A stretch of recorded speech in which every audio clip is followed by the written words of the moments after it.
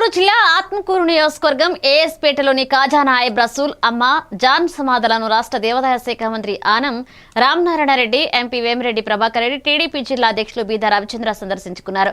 అనంతరం రాష్ట్ర ప్రభుత్వం ప్రతిష్టాత్మకంగా ప్రారంభించిన పింఛన్ పంపిణీ కార్యక్రమంలో నాయకులు పాల్గొన్నారు. అనంతరం రాష్ట్ర దేవాదాయ శాఖ మంత్రి ఆనం రామనారాయణ రెడ్డి ఇటీవలే రాష్ట్రంలోని ఆలయాల్లో జరుగుతున్న వరుస ఘటనలపై స్పందించారు.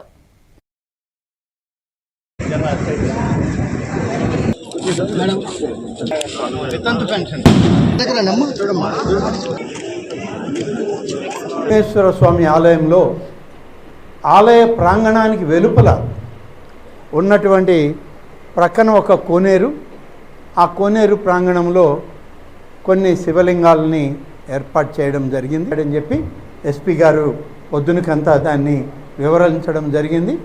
మిగతా విషయాలన్నీ కూడా పూజాది కైంకర్యాలను కానీ ఆగమ వ్యవహారాలు కానీ ఇవన్నీ కూడా రాష్ట్ర దేవాదాయ శాఖ